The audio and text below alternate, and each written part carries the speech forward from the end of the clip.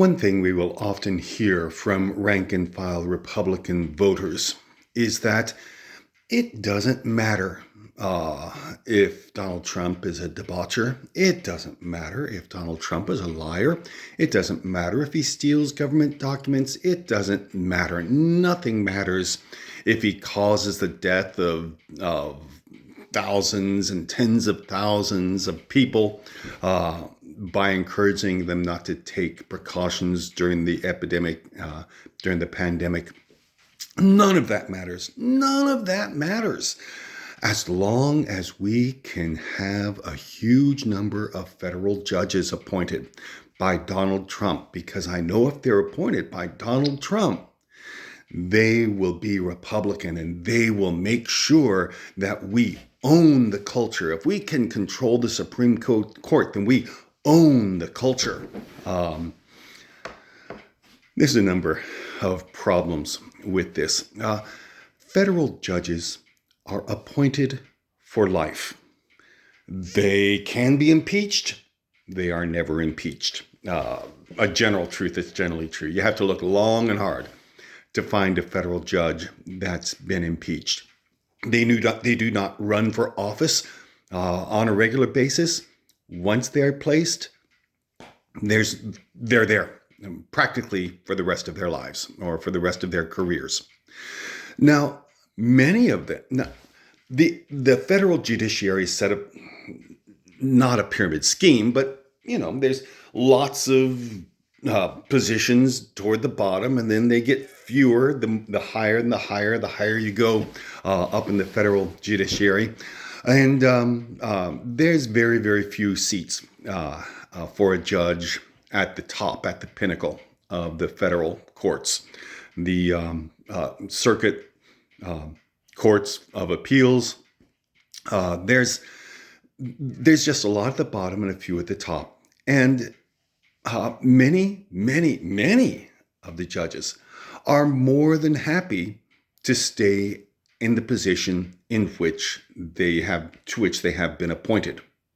Now, there are some that are ambitious, and those ambitious ones remember that it is politicians that determine their advancement to higher levels in the court. But there just aren't that many seats to which a person can be advanced. And so the great majority of federal judges stay very close to the level at which they are appointed.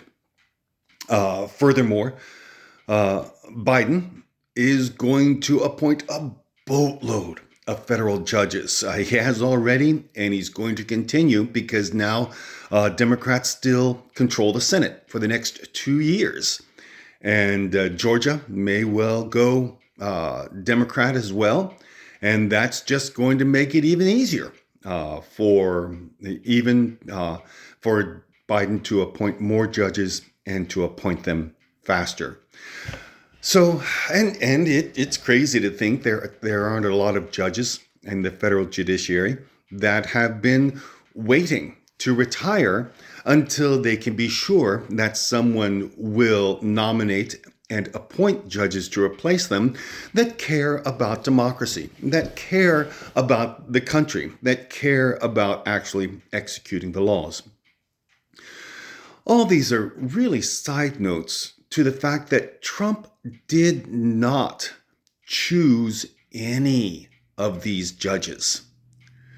All of these judges that Trump appointed were given him on a list by the Federalist Society, which is a conservative think tank. Okay, and these judges were not chosen because they had come into Trump's office, gone down on their knees, put their face on the carpet, and sworn fealty to Donald Trump. They did not go into Mitch McConnell's office and hold up their hands and swear allegiance to Republican cultural battles. They are actually conservative judges who have 2 points in mind. All judges have 2 points in mind. One If they're ambitious, they want to go up higher to the limited number of seats that are higher. And two, the thing that every judge in the world does not want, they do not want to be overturned on appeal.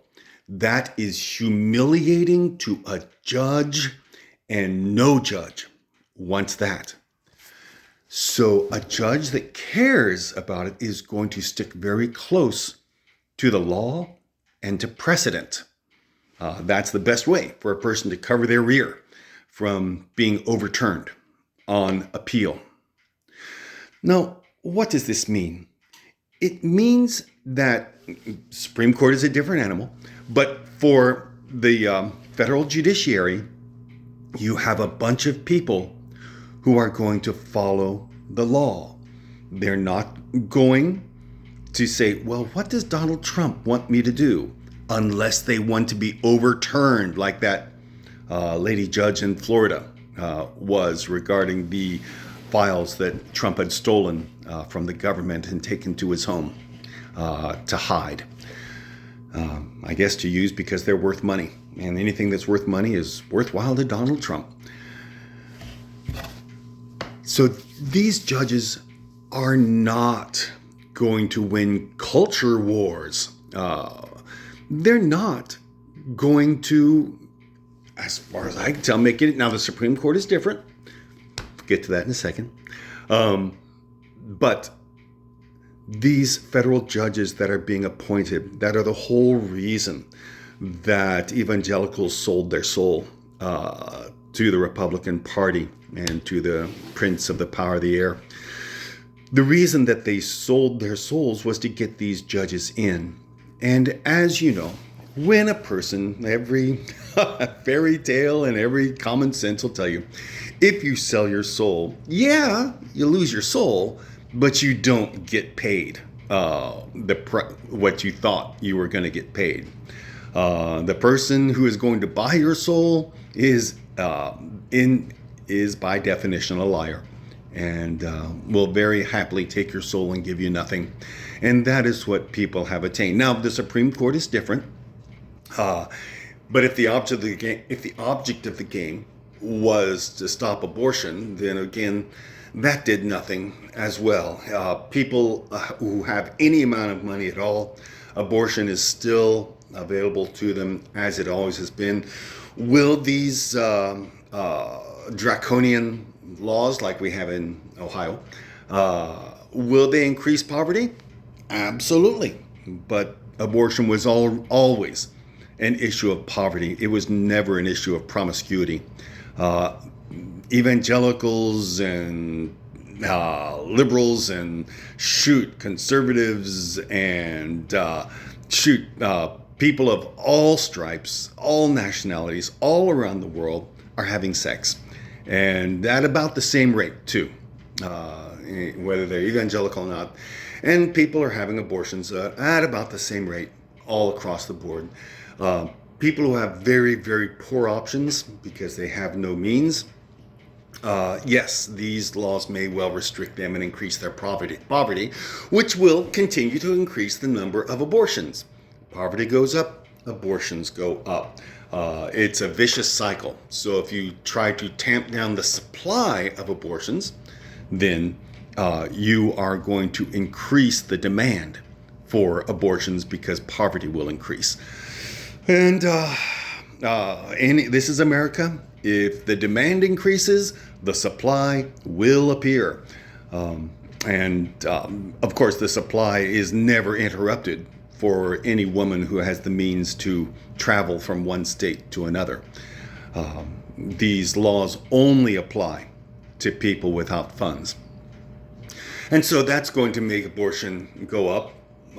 It's unintended consequences. Now, the statistics are going to go down because somebody's going to come in and say, have you had one of those nasty illegal abortions? The police officer here and I are taking notes to know whether you have. And so there's a lot of abortions that are going to be done off the book with lack of safety involved, lack of health involved by women who are very, very desperate. And that's going to continue to increase poverty from disabilities resulting from that. These judges are a tremendous help. We need them all across the country. Yes, good, great. We're going to have judges, and that's an important part of government. The judiciary is very important. But Republicans and especially evangelicals have sold their soul to get them, and they are not going to get the purchase price of that transaction.